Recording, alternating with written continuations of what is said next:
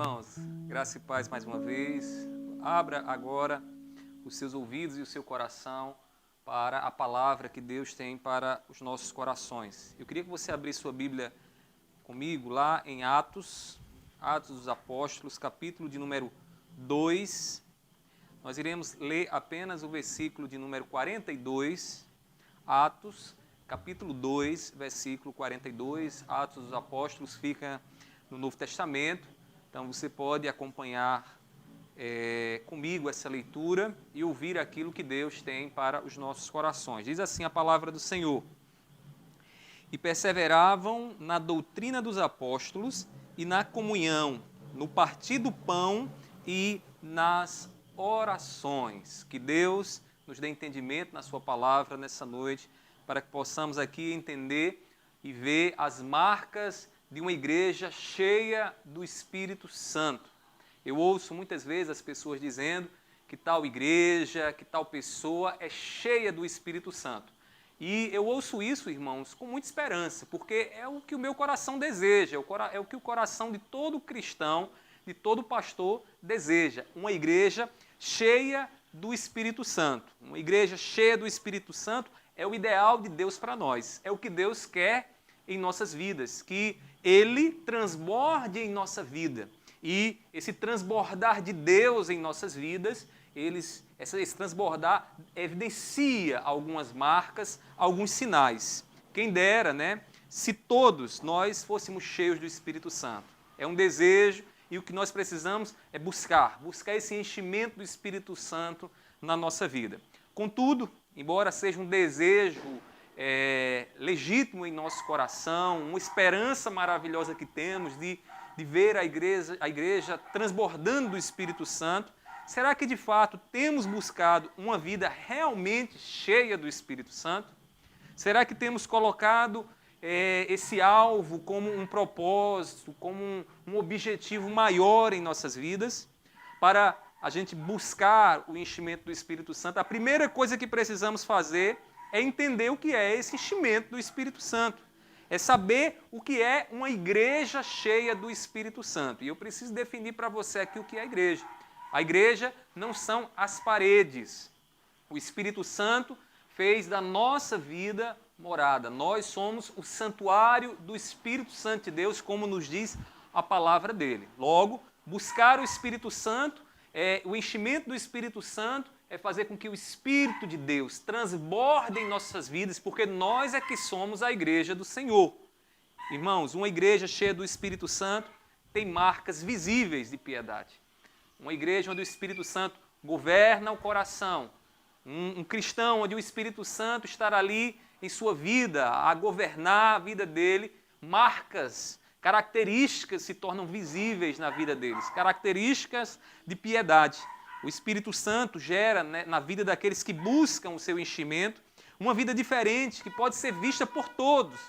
Todos que podem contemplar, que podem ver a vida de um cristão, ele pode perceber ali o que significa alguém cheio do Espírito Santo, porque são marcas notórias, marcas que não se pode esconder. Uma vida cheia do Espírito Santo expressa a vontade de Deus, expressa a própria vida de Jesus em nós. E antes que você pense que eu estou falando aqui de obras e de ações sobrenaturais, eu estou falando aqui de algo simples, de uma mensagem simples, que é a vida de Jesus em você. Ser cheio de Deus, ser cheio do Espírito, é ter a própria pessoa de Jesus, a mansidão de Jesus, ter a mesma compaixão de Jesus, o mesmo amor de Jesus em nós, e isso transborda de dentro de nós para fora, porque Deus fala conosco, Deus nos transforma a partir do nosso coração. E esse transformar leva então uma vida a que torna a nossa vida visível aqui neste mundo. Esse texto que nós lemos é um texto que nos mostra essas marcas. Aqui Lucas está mostrando aquela comunidade chamada também de igreja primitiva, quando o Espírito Santo ali havia enchido aquele povo e aquele povo estava reunido, cheio do Espírito Santo. Lucas faz questão em narrar aqui nos primeiros capítulos de Atos, mostrando aquela igreja, uma igreja cheia do Espírito Santo e que evidenciava em quatro marcas que eram notórias, marcas de piedade, que eu queria que você nessa noite pudesse perceber elas e fazer uma autoanálise, analisar o seu coração, a sua vida e perceber se realmente essas marcas estão aí com você. Primeiramente, uma igreja cheia do Espírito Santo, segundo o que Lucas nos mostra aqui, é uma igreja fiel aos ensinamentos apostólicos. É uma igreja onde a sua doutrina vem dos apóstolos, daqueles que primeiramente escutaram de Jesus, receberam de Jesus a missão de ensinar o que Jesus havia dito. No versículo 42, Lucas diz assim: e perseveravam na doutrina dos apóstolos. Lucas percebeu que aquela igreja cheia do Espírito Santo era uma igreja que amava a doutrina, era uma igreja que estava preocupada em saber o que Jesus havia dito aos apóstolos e aprender então dos apóstolos. A igreja primitiva era fruto do Espírito Santo e se preocupava em aprender aquilo que Jesus havia deixado pelos apóstolos. Antes de ir para o Pai, Jesus deu uma missão aos apóstolos. E essa missão consiste em fazer discípulos. Como nos diz lá em Mateus capítulo 28, versículo 19 e 20. Observe aí na sua Bíblia. Diz assim: portanto, diz Jesus, vão e façam discípulos de todas as nações, batizando-os em nome do Pai, do Filho e do Espírito Santo, ensinando-os a guardar todas as coisas que tenho ordenado a vocês. Jesus diz aos discípulos, façam discípulos. Jesus diz aos apóstolos, façam discípulos. Ensinem aquilo que eu ensinei a vocês. Passem adiante a boa nova, a boa notícia, o evangelho que eu proclamei a vocês. Aquela igreja cheia do Espírito Santo era uma igreja que entendia isso, que não teria como ter uma vida com Deus se não entendesse o evangelho, aquilo que Jesus havia ensinado. Irmãos, o ensino apostólico consistia naquilo que Jesus havia ensinado. Por isso, disse João, o que vimos e ouvimos anunciamos também a vocês, para que também vocês tenham comunhão conosco. 1 João capítulo 1, versículo 3. Irmãos, o Espírito Santo naquela igreja conduzia os irmãos à doutrina, a amarem a doutrina, a buscarem saber mais de Cristo. Quem é Jesus? O que Jesus ensina? O que Jesus tem a nos dizer acerca do Pai? O que Ele fez por nós? Essa é a doutrina apostólica. A doutrina que nos ensina Jesus como centro, como nosso Redentor, como aquele que morreu para perdoar os nossos pecados e nos dar acesso à presença do Pai. E hoje somos filhos por adoção em Cristo Jesus. Tudo isso Jesus ensinou aos seus discípulos, aos apóstolos, e os apóstolos estavam a ensinar aquela igreja cheia do Espírito Santo. Uma igreja que tinha o Espírito Santo a instigar o coração, a ter sede daquilo que Jesus tem a dizer. Irmãos, a igreja somos nós. Nós é que somos a igreja. E para que sejamos cheios do Espírito Santo, precisamos nos voltar para o ensino de Cristo repassado pelos apóstolos. Em outras palavras, precisamos saber qual é o ensinamento, qual é a doutrina que Cristo tem a nos ensinar. E essa doutrina chega até nós, não que Jesus tenha escrito, mas Jesus foi ali a peça central no ensino apostólico, no ensino que os apóstolos nos passaram. O que mais a igreja precisa já foi ensinado pelos apóstolos. Não há um ensinamento novo, né? Não há uma novidade aí, porque todas as vezes que os homens tentam colocar alguma muleta, tentam criar novos ensinamentos, irmãos, surge então a heresia. A heresia que nada mais é do que colocar ali uma perninha, um acréscimo na doutrina que Jesus e que os apóstolos já deixaram para nós. Nós devemos ter cuidado com as inovações que abandonam o ensino apostólico. Eu não sou contra a inovação, eu acho que você também não é contra a inovação. Está aqui o exemplo, né? Tudo que nós estamos fazendo aqui faz parte dessas inovações, né? Uma nova maneira de fazer um culto online. Mas nós precisamos ter cuidado para que as inovações não assumam o lugar do ensino apostólico, para que nós não venhamos para a igreja mais preocupados com a tecnologia do que com aquilo que Jesus tem para falar. Nós precisamos ouvir o ensino apostólico para que, de fato, nós possamos evidenciar que somos uma igreja cheia do Espírito Santo. Muitas igrejas têm abandonado o ensino de Cristo, irmãos, e seguido crendices, criações de homens, aquilo que está mais voltado para folclore do que para as Escrituras. Nós precisamos conhecer a doutrina de Jesus, o que Ele disse acerca da nossa vida, aqui nessa existência e no futuro. O que Jesus tem a nos dizer aqui no nosso trato com a nossa família, com o nosso cônjuge, com os nossos filhos, no nosso trabalho, diante de uma pandemia como nós estamos passando agora, nós precisamos saber o que é que Jesus tem a dizer aqui e agora. A doutrina que ele traz para nós aqui agora. E também manter a expectativa em tudo aquilo que ele diz que nos aguarda, que está reservado para mim e para você.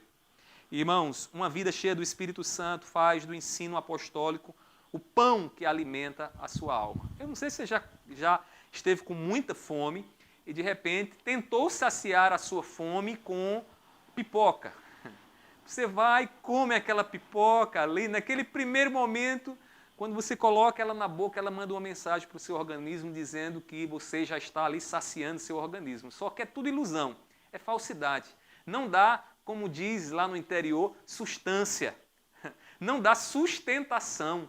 Porque o que alimenta realmente, o pão que alimenta, irmãos, é aquela comida sólida. E a comida sólida da igreja é Jesus Cristo, é a doutrina de Cristo Jesus. Aquela igreja cheia do Espírito Santo, Lucas percebia que era uma igreja, irmãos, que perseverava na doutrina dos apóstolos. Meu irmão, cuidado com o que você tenha aprendido. Esses dias agora de live para todo lado aí, muita gente tem usado as redes sociais e tem aí arrebanhado seguidores, ensinando um outro evangelho. Um evangelho desnorteado, um evangelho que frisa apenas nas necessidades da existência aqui e agora, que não nos faz almejar o encontro com Deus e a glória de Deus. Não é isso que Jesus ensina. Uma igreja cheia do Espírito Santo é uma igreja que persevera na doutrina dos apóstolos. Era isso que Lucas via. E eu quero que você, nessa noite, deseje isso no seu coração. Ser uma igreja cheia do Espírito Santo. Para isso, comece, hoje mesmo, a querer conhecer mais de Jesus, a saber mais o que Jesus tem a te ensinar, o que Jesus tem a nos ensinar. Essa é a primeira marca. Uma igreja cheia do Espírito Santo, ela é fiel ao ensino apostólico. Ela está continuamente alimentando a sua alma com aquilo que os apóstolos têm a ensinar. Em segundo lugar, Lucas ainda vai nos mostrar aqui que uma igreja cheia do Espírito Santo, ela vive em comunhão. Ela vive em comunhão. Ela não está dividida. Ela experimenta a unidade, ela experimenta também a diversidade, porque os seus membros são distintos, diferentes, com dons diferentes, mas é uma igreja que experimenta a comunhão. Lucas percebeu isso, que quando o Espírito Santo estava ali habitando naquela igreja, irmãos, era notório que os irmãos viviam em comunhão. No versículo 42, observe na continuação, ele diz assim: e perseveravam na doutrina dos apóstolos e na comunhão. Lucas viu isso, o Espírito Santo agindo ali na igreja e produzindo comunhão autêntica, verdadeira, não ajuntamento. E a gente tem que ter cuidado para não achar que comunhão é a mesma coisa de ajuntamento. Ajuntamento é estar debaixo do mesmo teto, é estar próximo fisicamente. Comunhão é diferente, comunhão é ter uma vida em comum, é ter empatia com o outro, é sentir a dor do outro, é chorar com o outro, é me alegrar com o outro. A palavra que Lucas usa aqui é a palavra grega koinonia, que pode significar um envolvimento envolvimento mútuo bastante chegado. Olha aí que expressão, que significado maravilhoso. Ou seja, é um envolvimento onde eu estou não apenas fisicamente perto do meu irmão, mas eu estou ali numa mutualidade, sentindo o que ele sente, ajudando ele, sendo ajudado. Essa comunhão pode ser exemplificada no que é dito nos versículos adiante. No versículo 45, aqui de Atos, capítulo 2, Lucas diz o seguinte: vendiam as suas propriedades e bens, distribuindo o produto entre todos, à medida que alguém tinha necessidade. Isso é comunhão, irmãos, isso é a expressão de comunhão. É viver uma vida em comum, mas uma vida que o Espírito Santo gera em nós. Sabe aquele irmão que muitas vezes chega numa necessidade e você escuta a necessidade dele e você sente, você chora com ele pela necessidade que ele tem? Irmãos, comunhão nos leva a isso. Comunhão tira do nosso coração a insensibilidade e coloca um coração sensível, pronto a atender às necessidades do irmão, daquele que faz parte do mesmo corpo que eu. A igreja vivia, irmãos, como um corpo onde a necessidade de cada membro era a necessidade de todos. Paulo entendeu que a igreja de Cristo expressa essa mutualidade diante das lutas de cada membro. Lá em 1 Coríntios, capítulo 12, versículo 26, Paulo diz assim: de maneira que se um membro sofre, todos sofrem com ele. E se um deles é honrado, todos os outros se alegram com ele. Isso aqui, irmãos, confronta qualquer tipo de sentimento egoísta, invejoso, porque diz o texto sagrado que essa igreja, que a igreja, segundo o que Paulo via, é uma igreja onde os membros eles precisam sentir a dor do outro. O coração invejoso não sente isso, irmãos. O coração invejoso se entristece por ver a prosperidade alheia. O coração insensível, irmãos, não está nem aí para o que está acontecendo na vida do outro irmão. Isso não é comunhão gerada pelo Espírito Santo. Uma igreja que é cheia do Espírito Santo é uma igreja onde a comunhão do Espírito é gerada em nós, onde a dor do outro também é a minha dor. Como Paulo ilustra na metáfora do corpo, quando uma parte do corpo sofre, né, irmãos, uma unhinha que você tem, de repente está lá cravada, doendo, dolorida, todo o seu corpo para cuidar dessa unha, não é assim? Isso é expressão de comunhão, irmãos. É expressão de comunhão, porque todos os membros do corpo estão ali preocupados com as partes, aquela parte ferida, fraquejada, débil, fraquejante, débil, né, do corpo. O Espírito Santo em nós não nos deixa insensíveis ao sofrimento e necessidades dos nossos irmãos. Não tem como saber que os nossos irmãos estão maus, né, não estão bem e permanecer da mesma forma. Ao ver as necessidades dos nossos irmãos, o Espírito Santo nos move ao socorro, ao exercício de misericórdia. Assim como um corpo que vê um membro ferido se move ao cuidado, assim deve ser a igreja do Senhor. Assim como você cuida, né, daquela parte do seu corpo que está doente, fraca, você também deve cuidar do seu irmão. Deixa eu perguntar a você, você ouviu essa semana que passou agora, muitas necessidades, como seu coração se moveu para ajudar os seus irmãos? Como seu coração foi sensível às necessidades daqueles que Deus permitiu passar por sua vida? Uma comunidade, irmãos, de crentes insensíveis ao seu próximo deve ser questionada se a presença do Espírito Santo está no seu meio. Pois é, você pode se juntar aí, botar uma placa dizendo que é uma igreja, mas se você estiver ali insensível à dor do seu irmão, questione. Questione se o Espírito Santo está em você, se o Espírito Santo está no meio daqueles que assim vivem. Porque, segundo a palavra de Deus, uma igreja cheia do Espírito Santo é uma igreja que experimenta comunhão, uma comunhão que o Espírito Santo gera, irmãos.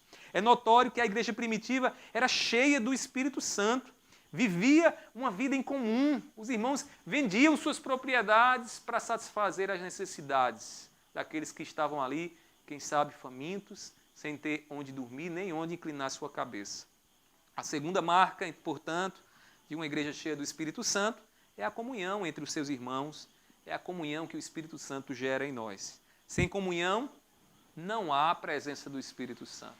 Sem comunhão, há um ajuntamento, né? Como existe por aí muitas associações, onde as pessoas vão no fim de semana, se veem por lá, mas não existe comunhão, é a vida dele e a minha vida. Irmãos, a igreja não pode ser assim. A igreja primitiva é um modelo para nós. A igreja primitiva nos inspira. Nós não temos que ser exatamente como elas, porque somos uma igreja de um tempo diferente, de uma época diferente. Mas o Espírito Santo que estava lá é o mesmo Espírito Santo que precisa estar em nós e gerar em nós e nos despertar a viver essa comunhão. Em terceiro lugar, qual a outra marca que nós podemos ver de uma igreja cheia do Espírito Santo, aqui conforme Lucas nos ensina?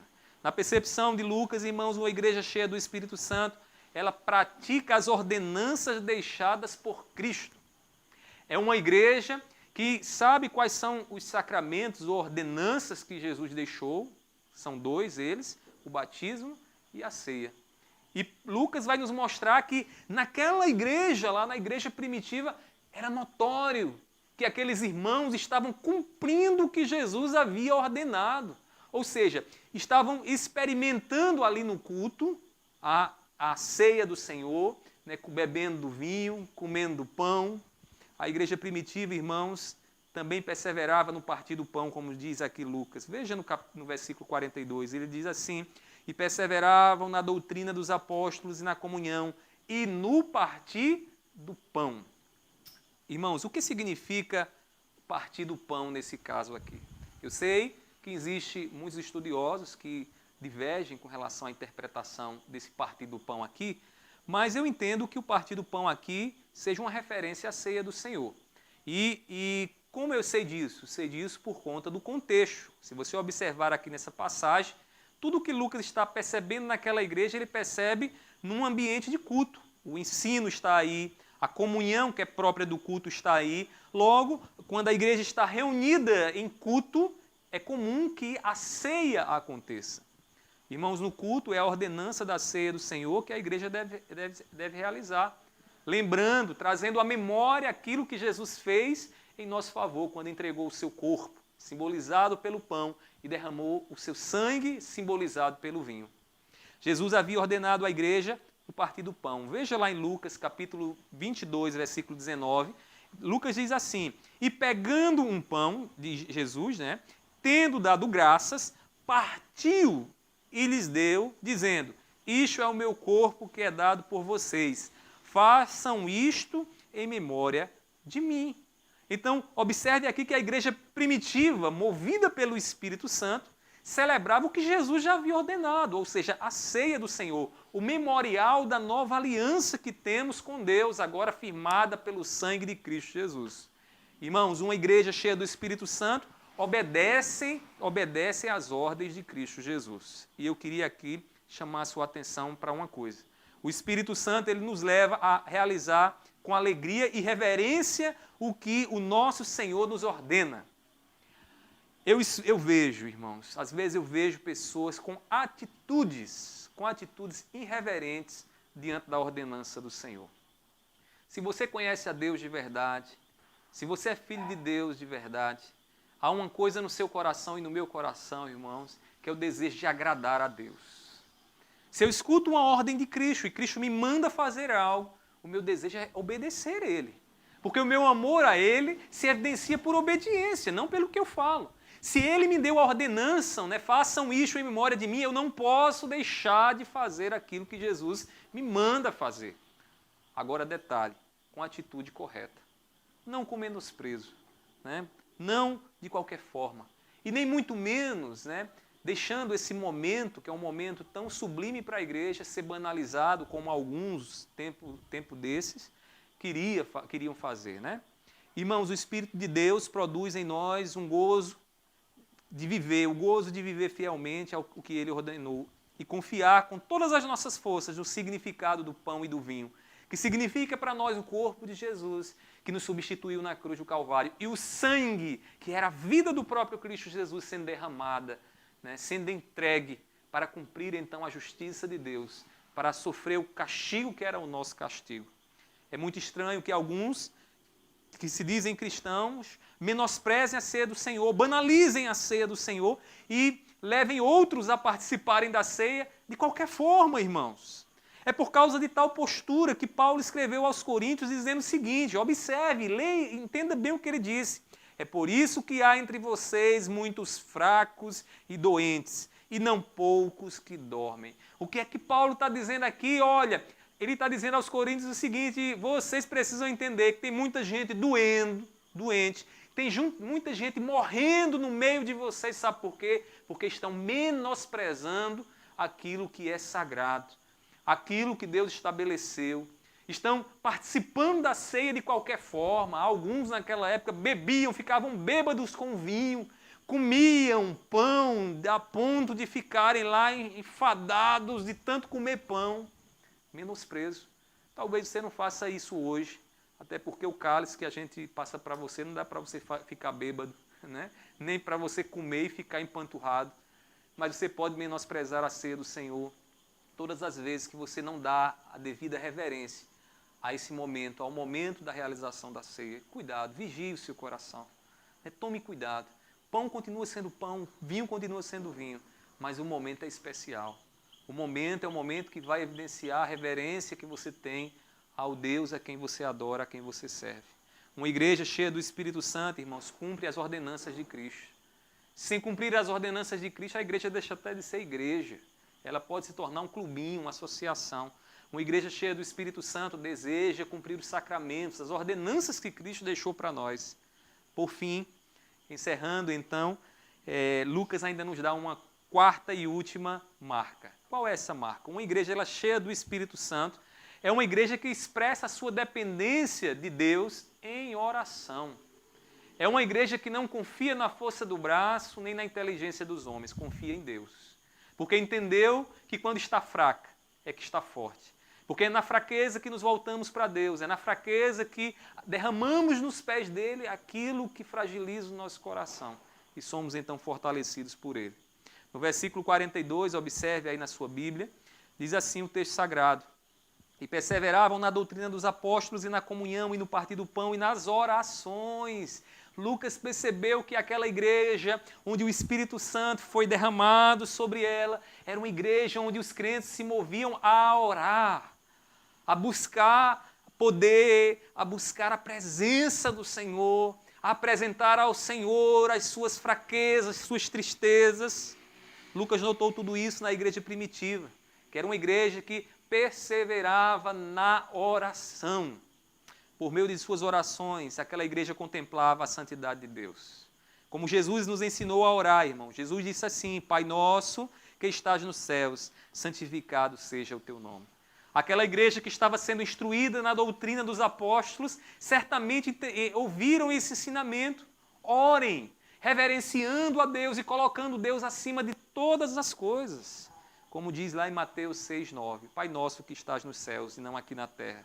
As orações da igreja certamente produziam um senso de reverência diante de Deus. Porque Deus nos ensina, primeiramente em nossas orações, ou melhor, Cristo nos ensina, que é o próprio Deus também, primeiramente em nossas orações, reverenciar a Deus, entender que o Deus a quem nós nos dirigimos não está na terra. Não é homem, não é de pedra, não é de gesso, não é de madeira, é um Deus elevado acima da criação. Além disso, as orações daquela igreja eram feitas, irmãos, numa busca constante pela vontade do Senhor aqui na terra, como é feita no céu. Como nos diz lá em Mateus capítulo 6, versículo 10, Jesus nos ensina a orar, pedindo que venha o teu reino, seja feita a tua vontade, assim na terra como no céu. Irmãos, eram assim que os apóstolos ensinavam a orar. Como disse João, e esta é a confiança que temos para com Ele, para com Deus, que se pedirmos alguma coisa segundo a sua vontade, Ele nos ouve. 1 João capítulo 5, versículo 14. As orações nos põem em diálogo com Deus, num diálogo onde falamos a Deus, nos damos a conhecer a Deus, abrindo o nosso coração, escancarando para Ele a nossa alma, numa atitude de dependência. Mas também nós nos dialogamos com Deus, buscando conhecer Ele, naquilo que Ele permite na nossa vida, nas circunstâncias e situações que Ele tem permitido que a nossa vida passe.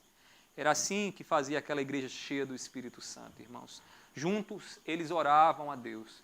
Juntos eles clamavam a Deus, porque é isso que o Espírito Santo faz. Observe que todas essas marcas, elas estão entrelaçadas uma na outra. A comunhão me leva a orar junto com o meu irmão.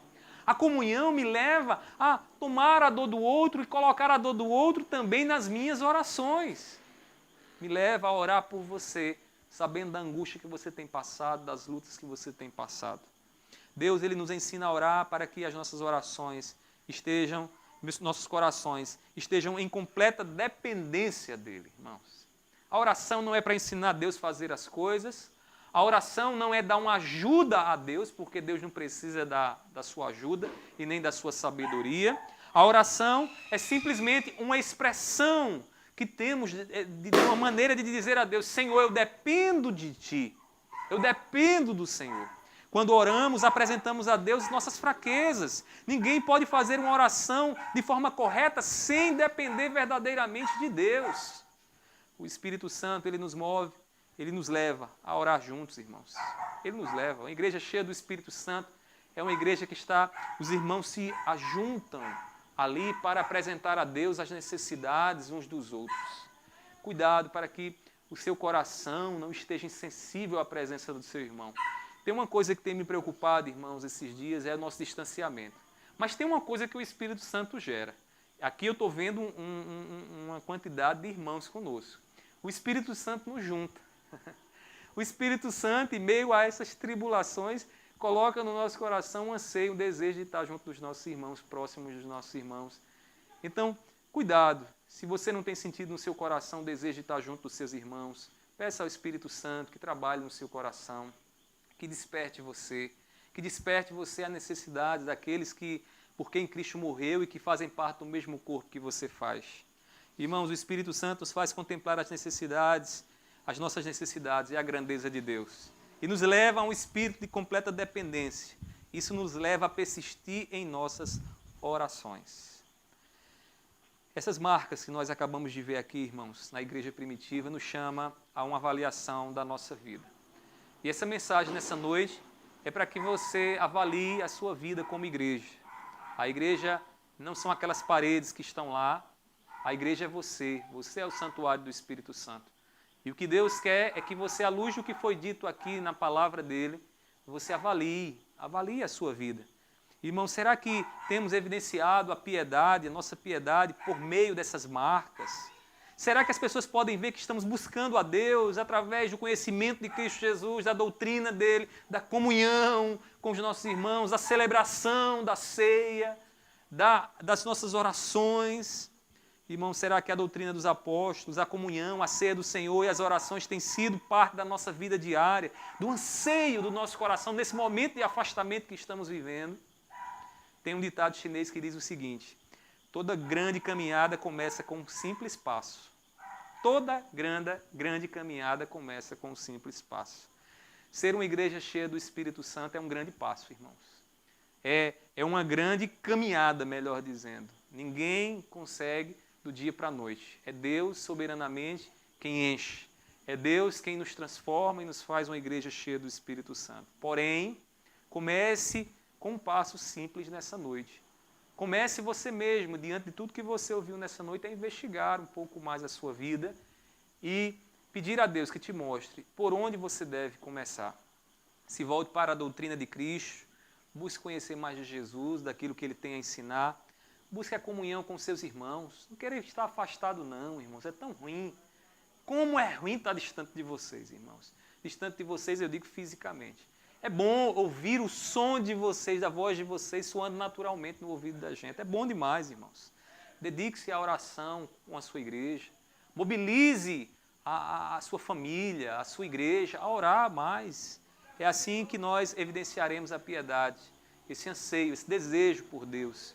E assim, de fato, evidenciaremos que somos uma igreja cheia do Espírito Santo. Que Deus nos ajude, que Deus aplique a sua palavra em nossos corações. Nós vamos fazer uma oração nesse instante. Curve sua fronte. Depois da oração, nossa irmã Cláudia estará louvando com mais um cântico nessa noite, em nome de Jesus.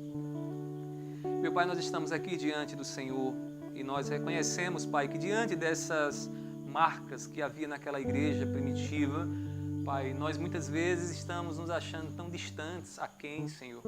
Mas nós te pedimos nessa noite que o Senhor nos ajude.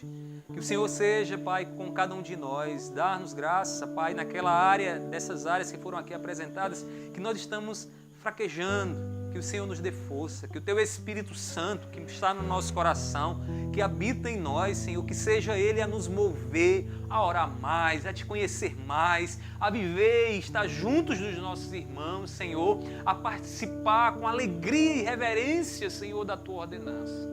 Pai, eu te peço, seja com cada um dos meus irmãos. Não deixe, Senhor, que os Teus servos venham desistir por acharem que estão distantes demais, mas que eles venham observar, Pai, e saber e crer que o Teu Espírito Santo é quem os conduz para viver em obediência, para viver aquilo que o Senhor assim determinou. Pai, assim eu te peço e eu sei que o Senhor há de fazer, em nome do Teu Filho amado Jesus. Amém. Amém.